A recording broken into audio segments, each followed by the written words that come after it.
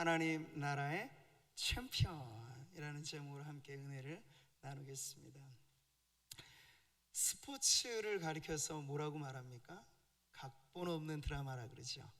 보통 우리는 영화, 드라마 하면 감동을 받습니다. 가슴 뭉클한 감동을 받죠. 근데 그건 다 짜여진 각본 안에 아주 고도로 전략화된 연출 속에, 그리고 능수능란한 배우들의 연기가 만들어낸 감동이죠. 근데 스포츠는 달라요. 우리 이렇게 하자, 몇 대 몇으로 이기고 지는 거, 이런 건 정정당당한 스포츠가 아니죠. 각본이 없어요.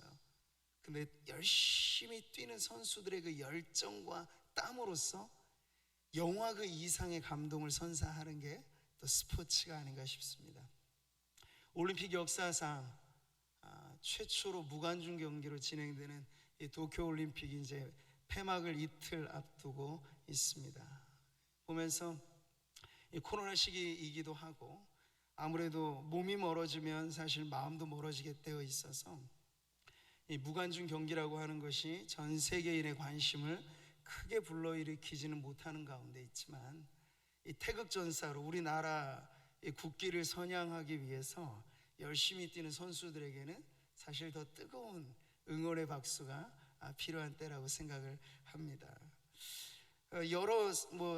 저도 시간을 내서 올림픽 경기 중계를 보진 않습니다. 못하기도 하는데 뉴스로 좀 이제 접하게 되면 여러 이야기거리들이, 스토리가 또 이번 올림픽에도 만들어지는 것 같아요. 그 중에 제가 재미있게 들었던 뉴스 중에 하나는 우리나라 선수팀 중에 98년 만에 처음 올림픽에 출전한 팀이 있어요. 그게 뭔지 아세요? 7인조 럭비. 그 경기에는 우리나라가 올림픽에 출전한 게 98년 만에 최초라고 해요. 물론 그래서 대회에 출전하는 데 또 큰 의미가 있고, 뉴질랜드하고 싸운 걸 제가 소식으로 들어보니까 5대 50으로 졌어요. 완전히 대패한 거죠. 그런데 재미난 건 온 국민이 박수를 보내더라고요. 졌는데 진 사람들한테는 사실 박수를 냉정하게 안 보내잖아요. 그런데 올림픽 경기, 스포츠는요, 묘미 중에 하나가 진 사람한테도 박수를 보내줘요. 아주 땀을 흘려서 정직하게 경기를 했다면 박수받아 마땅하다, 이런 거죠. 이게 바로 스포츠 정신이라는 것입니다. 각본 없는 드라마, 근데 저는 스포츠만이 아니라고 생각합니다. 하나님께서 그 아들의 피, 보배로운 예수의 보혈로 구속하신, 구원받은 성도들의 인생으로 말하자면 우리 역시도 각본 없는 드라마를 지금 써가고 있다고 믿습니다. 성도님들 중에 입술로 동의하지는 않으시겠죠. 나는 운명에 매여 살고 있어, 이런 분들은 없으실 거라고 믿어요. 근데 우리의 삶으로는 마치 보이지 않는 운명의 족쇄가 나를 붙잡고나 있듯이 그렇게 살아가고 있는 이들은 미래가 기대가 안 되죠. 내일 일은 난 몰라요가 아주 우중충한 고백이 되는 거예요. 희망에 찬 고백이 아니고. 근데 여러분, 우리의 인생으로 말하자면 우리는 보이지 않는 운명의 족쇄에 매여 살지 않아요. 결단코 우리는 하나님의 섭리의 이끌림을 받아 하나님의 인도하심을 따라. 근데 하나님의 섭리와 인도하심은요, 그 역시도 운명은 아니에요. 믿음의 기도, 성도들의 믿음의 기도에 하나님께서는 반응하셔서 우리를 이끄시기도 하고 우리를 인도하시기도 한다는 사실을 여러분 믿으시기 바랍니다. 성경에 나온 숱한 성도들의 역사가 보여주는 바, 운명의 장난에 놀아나는 성도는 없다. 오직 믿음으로 하나님 앞에 기도할 때 하나님께서 인생의 각본을 때로는 수정하시듯, 히스기야는 죽을 운명이었는데 살려주셨잖아요. 망할 인생이 완전히 역전되고 반전되는 이러한 스토리가 사실 하나님께서 인도하시는 감동 인생의 스토리라 할 수 있겠습니다. 사랑하는 성도 여러분, 우리가 올림픽 경기의 한 시즌을 지금 보고 있지만 관중의 입장에서 선수들을 보면서 응원하는 게 아니고, 이제 우리는, 오늘 말씀이 우리에게 이끄는 자리는 우리가 선수 입장에서 하나님에게 감동을 안겨드리는 그러한 하나님 나라의 챔피언이 되라 하는 그러한 말씀이니까요. 오늘 말씀을 듣는 모든 우리 성도들이 하나님 나라를 빛내는 선수급의 그러한 인생으로 하나님 앞에 멋지게 쓰임받는 우리 성도님들 되시기를 축복합니다. 자, 여러분, 지난 금철에 제가 한 부분만 강조했던 건 그것이죠. 바울의 예를 들면서, 바울로 말하자면 미친 사람이야, 한마디로. 실제로 사람들이 바울을 그렇게 이해했어요. 여러분, 한자로 불광불급이라는 말, 미치지 않고는 미칠 수 없다, 이런 거거든요. 그러니까 어떤 일에 우리가 진정한 일가견이 있고 하나의 자기의 세계를 구축하려면 한 번쯤은 미쳐야 한다는 거야, 그 일에. 근데 바울은 다른 것에 정신 나가 미치진 않았죠. 제가 지난 시간 코카콜라 얘기를 했잖아요. 전 세계 사람들의 몸속에 코카콜라가 그러게, 그것도 미치긴 미친 거예요. 근데 백해무익한 탄산음료로 사람들에게 판들, 그러니까 자기 주머니 속에 이 속을 채울 수는 있겠지만 사람들에게 진정한 행복을 주지는 못해요. 또 하나, 지금은 이미 이 세상 사람 아니죠. 스티브 잡스가 손안에 작은 색의 이 스마트폰을 아주 혁신 있게 만들면서 그가 외쳤던 말, 우리가 우주를 놀라게 하자. 엄청나게 막 대단한 말인 것 같지만 그 상품성 있는 제품 하나 만들어다가 온 세상 사람들을 그 제품의 노예로 만드는 거예요, 사실. 그렇게 지금 되어져 버렸죠. 근데 그렇게 미친 사람들이 일면 세상을 바꾸어가는 혁신가로 인정을 받습니다. 그러나 이롭지는 않아요. 그러나 바울과 같이 미친 사람은 다르죠. 예수에 미치고 복음에 미친 사람은 그것을 통해서 사람들에게 영생을 선물로 주는, 복음의 축복의 선물을 안겨주는 그런 일꾼으로 쓰임받기 때문에 여러분, 바울처럼 예수에 미치고 복음에 미친 인생은 진정 이 세상을 이롭게 하는 하나님의 축복의 통로가 되는 줄 믿습니다. 바울이 오늘 고린도전서에서 말하는 바, 그의 거룩한 인생의 목표가 무엇인지가 뚜렷하잖아요. 23절 같이 읽죠. 내가 복음을 위하여 모든 것을 행함은 복음에 참여하고자 함이라. 아주 뚜렷하죠. 복음을 위하여. 그의 모든 삶은 사실 이 한 억구에 매여 있는 것입니다. 사나 죽으나, 내가 뭘 먹고 무언 일을 하고 뭘 하든지 간에 바울은 오직 이 하나에 매여 있는 거예요. 그 인생의 거룩한 목표가 복음을 위하여. 근데 진탕 고생하는 것으로 그는 만족한 게 아니고, 복음을 위하여 일할 때 복음이 가져다주는 장래의 영광에 참여하게 될 것을 그는 믿었습니다. 복음에 참여하고자 함이라. 이것은 일종의 스포츠 경기를 뛴 선수가 우승을 하여서 받는 트로피나 챔피언 벨트 같은 것을 의미하는 거예요. 바울에게는 그런 썩지 않고 쇠하지 않는 영광스러운 상급에 대한 소망이 있었기 때문에 그는 그 뚜렷한 목표를 향하여 나아가고 또 전심전력할 수 있었던 거죠. 자, 우리 성도들에게도 이와 같은 인생의 목표가 필요합니다.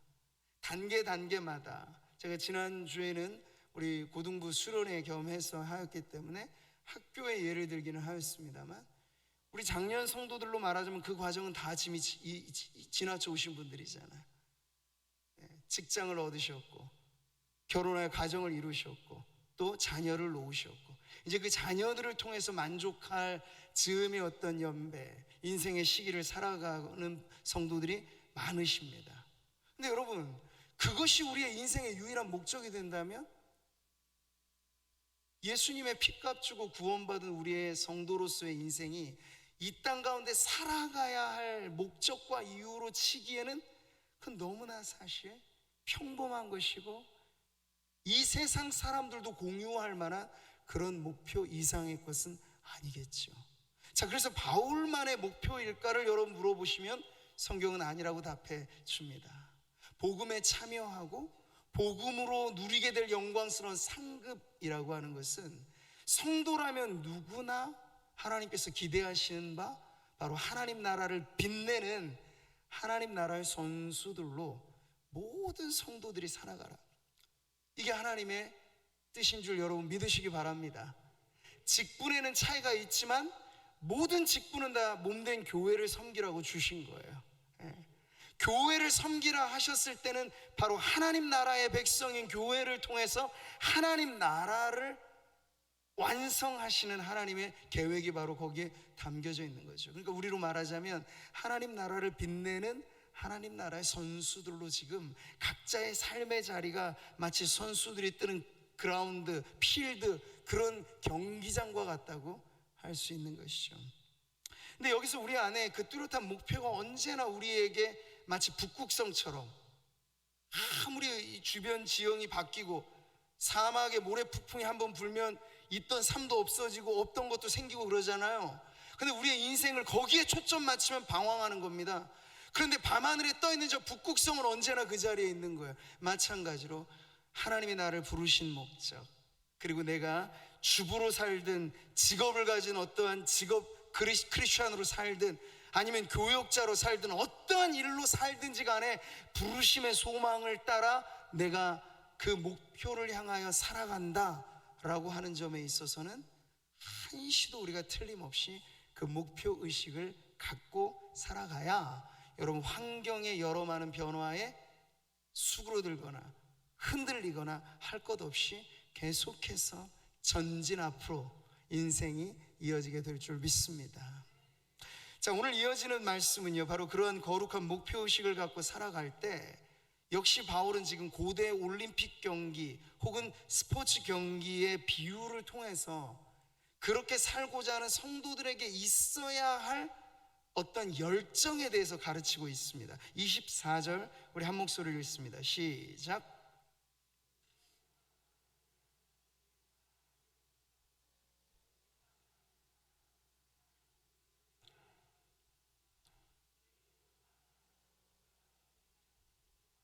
아멘. 고대 스포츠나 현대 스포츠 모두의 아주 중요한 그 원리 중에 하나는 거기에 경쟁이 있다는 거예요. 친선 게임을 여러분 올림픽 게임이랑 비교가 안 되는 거죠. 친선 게임하고는 다른 겁니다. 메달이 걸려 있고 영예가 달려 있는, 그래서 경쟁이 대신에 선의의 경쟁이 붙여지는 것이 이 스포츠의 아주 중요한 열정을 일으키는 동기부여가 되는 것이죠. 여러분 마라톤 경주를 떠올려 보세요. 출발 선상에는 뭐 수만의 사람들이 설 수 있습니다. 그런데 그 모든 사람들에게 1등 메달을 달아주나요? 아니에요. 딱 게임의 법칙은 아주 정확하죠. 결승선에 먼저 도달하는 그 첫 번째 사람에게 우승 트로피를 주고 1등 메달을 달아주는 게 경기의 법칙이라고 하는 거예요. 자, 지금 바울은 이 운동장에 다름질하는 사람의 이 당시 스포츠의 비유를 통해서 하나님 나라를 빛내는 선수급의 성도들에게도 무엇이 있다라는 걸 말해주는 겁니까? 거기엔 선의의 경쟁이 필요하다 하는 걸 가르쳐주고 있는 거죠.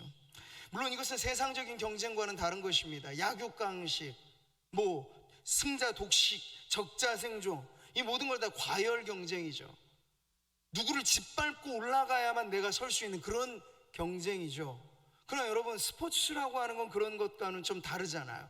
선의의 경쟁을 하면 꼴등한테도 박수를 쳐줄 수 있는 게 스포츠의 정신인 것처럼 하나님 나라를 빛내는 일꾼들에게 있어서 물론 1등 있고 2등 있고 꼴찌도 혹 있겠지만 하나님이 원하시는 그 원리와 원칙에 따라 열심히 그 경기를 하듯 살아가게 되면 그 모두에게 하나님께서 정하신 그러한 상급이 있다 하는 걸 지금 오늘 가르쳐 주는 거예요. 그러니 어떤 일단의 사람들은 오늘날 너무나 과열된 경쟁 속에 살아가다 보니 경쟁 없는 사회를 만들자, 이게 소위 사회주의 이념이나 이런 사람들이 조장하는 사회 풍토이기도 합니다. 완전 복지 사회를 만들어서 일하지 않고 편하게 쉴 수 있는, 그런데 보면 생산력은 다 떨어지는 거예요. 그러니까 초기 공산사회가 무너질 수밖에 없었던 가장 중요한 이유 중에 하나는 선의의 경쟁 자체가 없는 거야. 그냥 평준화시키는 거야. 나라가 주는 밥 얻어먹고 그렇게 하면서 살아가다 보니까 실험적으로 했지만 얼마 못 가서 공산주의는 실체적으로 무너져버린 사상이 되고 만 거죠. 근데 그것과 비교했을 때 물론 자본주의도 완벽한 체제라고 우리가 말할 수는 없어요. 거기 안에 과열이 있으니까요. 부익부 빈익빈이라고 하는 또 하나의 사실은 안타까운 구조가 이 안에 있기도 하죠. 그러나 적어도 이 안에서는 선의의 경쟁의 기회라고 하는 거, 아무리 열심히 우리는 요즘에 젊은이들부터 시작해서 다 숟가락 타령을 합니다. 태어나서 흙숟가락 물고 왔느니 금수저 물고 왔느니. 근데 그것보다 더 중요한 건요, 어쨌든 우리가 사지백칠 건강해서 땀 흘려 일해서 어느 정도 그 일한 만큼의 대가는 그래도 받을 수 있는 사회다 라고 하는 것에 있어서는 자유민주주의의 이 기본의 체제와 자본주의라고 하는 이 시장의 원리가 사실은 현재로서는 가장 그래도 적합한 경쟁의 구도를 만들어준다고 말할 수 있는 것이죠. 자, 그런데 보세요. 이러한 경쟁조차 없는 사회를 만들자, 그건 이상향을 말하는 것인데 실현 불가능한, 이 땅에서의 세계는 실현 불가능한 모습입니다. 그래서 성도들이 가지고 있어야 될 의식 중에 하나는, 우리는 세상적인 과열 경쟁, 남을 죽이고 내가 산다 이런 식은 아니지만 하나님의 나라를 위해서 우리가 그냥 그럭저럭 산다, 이건 경쟁 의식 없이 사는 거예요. 근데 내가 기왕에 하나님 나라의 선수로 발탁을 받았고, 여러분 어깨에 태극마크를 달고 있으면 그 선수가 다른 사람이랑 급이 달라지는 거잖아요. 마찬가지로 우리 옆에는 보이지 않는 마크가 있습니다. 하나님 나라의 대표급 선수라. 보세요, 여러분 옆에. 그런 의식을 갖고 살아가야 한다는 것이죠. 그러면 내가 이 부름을 받았는데 그냥 대충 시간만 때우면 되겠는가? 내 인생이 그렇게 가늘게 길게만 추구해야 될까? 아니라는 거예요. 얼마를 산든지 간에 하나님 앞에 뚜렷하게 부름받은 사명 가지고 하나님 앞에 내가 이 일에 있어서만큼은 눈, 코, 입 어느 하나 똑같은 사람 없이 나를 고유하게 만드셨을 때 하나님은 여기 계신 성도님들 그 고유한 인생 한 분 한 분에게 기대하시는 바가 있다는 거예요. 근데 그것만큼은 내가 달성하고 가야지 라고 하는 게 선의의 경쟁 의식이라 할 수 있는 거죠. 그게 있어야만 여러분 발전이 있습니다. 좋은 의미에서의 경쟁이 없으면 너나 나나 똑같고 그냥 그렇게 살자, 대충 평균 맞춰서 살자, 이런 사회가 되면 발전 없는 사회가 되는 거예요. 왜? 사실 기후적으로 사실 우리가 단정 지을 수는 없습니다만 여전히 경제적인 수치에서 보면 후진국을 면하지 않는 기후권에 살아가는 그 나라들은요, 물론 천연 자원이 막 넘쳐나서 석유 가지고 잘 사는 나라도 있어요. 근데 그렇지 않은 나라들은요, 대부분 악조건의 기후 속에서 대부분이 평준화되어 있어요. 열심히 일해서 뭐해, 이 태양볕 내리치는 이때 그냥 우리 점심 브레이크 타임에는 다 같이 자자 이러는 거예요. 근데 악착 같은 우리 한국 사람들은 이민 가서 어느 사회를 들고 가도 남들 잘 때도 일하는 거예요. 그게 아주 독종 같은 한국 사람의 특징이기도 해서 사실 가는 곳마다 초기 이민자들이 그래도 우리나라 달러를 벌고 우리나라 국위를 선양하는 그런 아주 좋은 역할들을 해놓았죠. 선의의 경쟁 의식이 사실 우리 한국 사람의 피 속에는 그런 게 좀 흐른다는 거예요. 근데 걱정되는 건 이 이후의 세대로 가면 갈수록 그게 거의 집단화된 무능력으로 좀 파묻혀가고 있는 게 아닌가. 그러니까 복지를 강조하면 할수록 사람들은 받을 거 생각하죠. 내가 열심히 일해서 일한 만큼의 대가로서의 어떤 것을 고귀한 대가로 여기지 않는 의식을 갖게 되니까 점점 생산력은 떨어지고, 옛날에 우리가 외화벌이 할 수 있었던 아주 경쟁력 중에 하나는 기술력이 아니었습니다. 근성이었죠. 한국 사람들한테 맡겨주면 기일 내에 일은 끝내준다. 그거 가지고 사실은 우리가 배도 만들고 다리도 건설하고 그랬어요. 근데 지금은 우리도 거의 비슷해지는 거예요. 외국 사람들 비슷하게 어떤 거 해도 긴장감이 별로 없고 기일 내에 맞춰야 된다라고 하는 그런 절박감도 없고 하다 보니까 국가 경쟁력 자체가 점점 더 떨어지는 그런 위기에 가고 있는 거죠. 크리스찬들이 속속들이 스며들어가 살아가고 있는 곳에서는 저는 이런 부분에 있어서도 우리가 변화의 촉매제가 되어야 된다고 믿습니다. 크리스찬으로서 우리가 노동자가 되고 크리스찬으로서 기업가가 되고 어떤 위치에 있든지 간에 우리를 심어두신 그 자리에서 나는 그냥 대충 하다 갈란다 이러한 인생관이 아니라 나에게 맡겨주신 이 일 내가 아주 끝장을 내야지 하면서 열심히 특심인 사람이 되는 그 선의의 경쟁의 불꽃을 막 일으키는 거죠. 그러면 정말 죽어있는 회사가 그 사원으로서 내가 들어감으로써 살아나는 거예요, 여러분. 네. 그런 변화의 주역들이 되시기를 축복합니다. 그러면 돼요. 아무리 지금 뭐 해도 안 된다 말하지만 가만히 보세요. 지금도 되는 기업들은 된다고요. 되는 사람들은 된다고. 문 열고 문 닫는 곳도 속출하지만 문 열고 이럴 때 잘 되는 가게들도 부지기수로 있어요. 차이는 어디서 납니까? 하나님께서 우리에게 주신 시간이라는 기회, 건강이라는 기회, 이 모든 것을 통해서 내 인생 목표 뚜렷하게 하나님의 영광을 위해서, 왜? 우리는 먹든지 마시든지 무엇을 하든지 하나님의 영광을 위해 살라고 했으니까 직장 생활하고 사회생활 하는 것도 하나님의 영광을 위해서 열심히 있게 살아가는 그런 선의의 경쟁력, 이게 바로 크리스찬의 남다른 그러한 능력이라고 한다면 바로 그런 능력이 되어서 사회를 물들이고 변화시키는 그런 주역들이 되어야 할 줄 믿습니다. 이기기를 다투는 자마다 모든 일에 절제한다고 말했습니다. 이 원리, 이 스포츠의 원리를 바울은 그대로 끌어오고 있는 거예요. 그들은 썩을 승리자의 관을 얻고자 하되 우리는 썩지 아니할 것을 얻고자 하노라. 마찬가지죠, 여러분. 이 게임에는 법칙이 있고 룰이 있어요. 근데 그것을 안에서, 그 바운더리 안에서 어쨌든 선의의 경쟁력을 가지고 이기기를 힘쓰면서 나아갈 때 썩지 않을 영광의 면류관을 얻을 수 있다라고 가르쳐 주는 거죠. 프로와 아마추어의 차이는 여러분 어디 있다고 생각하십니까? 뭐 골프를 치는 사람들도 프로가 있고 아마가 있고 다 차이가 있잖아요. 근데 프로가 정도 되려고 하면 뭘 하든지 간에 그게 취미 정도가 돼서는 안 돼요. 취미 생활 정도 영위하려면 잘해봤자 아마추어 되는 거예요. 근데 프로가 된다는 건 내가 거기에 내 목숨을 한번 담보로 해서, 내 청춘을 담보로 해서 내가 해보리라. 그러면 이제 달라지는 거죠.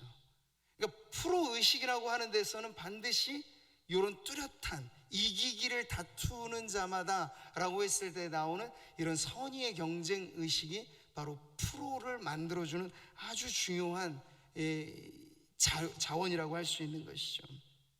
저는 이 점에 있어서 우리에게 다시 한번 강조되어야 할 것이, 우리는 바울이 스포츠 경기의 예를 통해서 신앙생활을 지금 가르쳐주고 있는 건데 우리에게 적용해서 우리의 신앙생활을 지금 어떻게 하는가, 오늘은 그 부분을 같이 좀 살펴보고 싶은 거예요. 똑같이 예수 보혈로 우리는 그 피로 능력 얻네, 구원 얻네, 찬양을 다 하지 않습니까? 근데 편차는 많이 생겨요. 그 이유는 뭘까요? 우리가 구원받음의 이유는 똑같이 예수님인데 구원받은 이후의 삶이 예수님의 영광을 위해서 내 한 몸 불사르리라 라고 하는, 적어도 신앙생활의 취미생활 이상급이 되어야 성도로서, 신자로서 프로의식을 갖고 살아갈 수 있는데, 가다 보면 여기 우리 금천에 오신 성도님들은 한 분도 그런 분이 없으신 줄 압니다. 근데 신앙생활의 취미생활 정도를 벗어나지 못하는 분들이 안타깝게도 있다는 얘기예요. 아무리 잘해봤자 주일 신자 이상으로 올라가기 어려운 거죠. 열심히 분발을 해도 주일날 예배 한번 드리는 것이 마지노선이 되는, 근데 아니잖아요. 이기기를 다투는 자마다 하나님 나라의 선수급으로 쓰임받아서 주님의 영광스러운 트로피를 내가 받으리라라는 정도의 성도로서 산다는 건 주일 신자가 아니고 1년 365일 연중 무휴로 돌아가는 내 살아감의 이유와 목적이 뚜렷하게 맞춰져 있는, 살아도 주를 위해, 죽어도 주를 위해, 그런 뚜렷한 목표와 경쟁 의식을 가지고 선의의 경쟁을 가지고 앞다투어서, 그래서 기도 한번 하더라도 내가 좀 기도하는데 그래도 살짝 발만 담그고 가면 되겠나 하면 여러분 거기에 선의의 경쟁이 붙는 거예요. 열심히 내가 오늘은 이 집사님보다 그래도 5분은 더 기도 한번 해봐야지. 때로는 새벽 기도나 금요철이나 어떤 기도 자리든지 그러한 경쟁심이 사실은 있을 때 비로소 우리가 한 단계가 넘어가게 돼요. 저는 그랬거든요. 제 신앙의 지나온 연조를 쭉 보면 계단식으로 신앙은 성장합니다. 엘리베이터식은 없어요. 한 걸음 한 걸음 올라가는 것인데, 한 계단 올라갈 때 보면 무언가 자신의 한계를 한번 극복해보는 그런 은혜의 경험이랄까, 그런 것들이 나의 이 영혼의 어떤 품을 넓히고 또 하나님하고의 관계를 더 깊이 하고 깊게 하고 하는 그런 차이를 내더라고요. 그러니까 철야를 진짜 생철야를 한번 해본다든지. 네. 우리가 옛날에 소나무 뿌리 뽑는 산기도 그런 것도 했단 말이에요. 그렇게 정말 홀로 외로이 아무도 보는 이 없는 그곳에서 아주 정말 야곱처럼 야복 강가 건너듯 그렇게 하나님과 씨름하듯 한번 기도로 격려해 보는 시간들, 이게 뭔가 내가 기도 생활에 있어서도 한번 뿌리를 뽑아보리라, 이런 어떤 선의의 경쟁심, 이런 것들이 사실 우리의 영혼을 성숙하게 하고 내가 지금 맴맴 도는 내 인생의 영혼의 궤적을 뛰어넘게 만드는 하나의 은혜의 체험이 된다는 것이에요. 사랑하는 성도 여러분, 근데 오늘의 교회라고 하는 구조도 가면 갈수록 다 체계가 만들어집니다. 시작하는 시간 있고 끝나는 시간 다 똑같죠. 근데 그 안에서만 우리의 영성이 길들여지면 그 이상으로 못 넘어가는 거예요.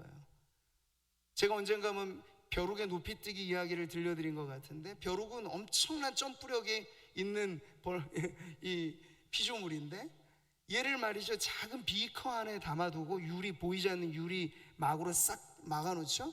그러면 얘가 처음엔 높이 뛸 수 있는데 뛰다 보면 자꾸 부딪히니까 아픈 거예요. 그래서 계속 이게 학습되다 보면 요 막 밑에까지만 뛰어요. 자기의 점프력은 그 이상인데. 재미난 거죠. 나중엔 그 막을 딱 떼면 어떻게 될까요? 원래 점프력으로 올라갈까요? 아니요. 그 학습된 대로만 계속 점프를 하는 것이죠. 말하자면 그렇습니다. 오늘 이 자리에 계신 성도님들 어느 한 분도 하나님께서 우리 안에 예수 피로 구원하셨고 성령을 내주하게 하셨고 우리가 구하면 성령의 충만을 은혜와 선물로 주시는 성도님들이신데, 여기 있는 어떤 분들도 기도하며 말씀에 순종하며 또 복음을 위해 내가 살리라, 두 주먹 불끈 쥐고 내 한 몸 드리리라 하면 선의의 경쟁 속에 이기기를 다투는 자가 되어서 영광의 면류관을 받지 못할 성도는 이 자리에 한 분도 없는 줄 믿습니다. 그럼 여러분 스스로가 보이지 않는 막에 갇혀서 나는 이 정도밖에 아니야 라고 규정 짓지 마시고, 기도를 한번 하더라도 때로는 뿌리를 뽑아보리라 도전을 한번 하시고요.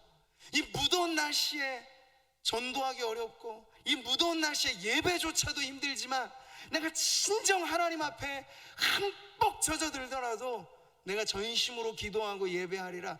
한 번의 예배를 하더라도 우리의 마음을 쏟아부어서, 그게 여러분 예배 현장에도 수백 수천의 사람들이 있겠지만 거기서도 하나님은 보시는 겁니다.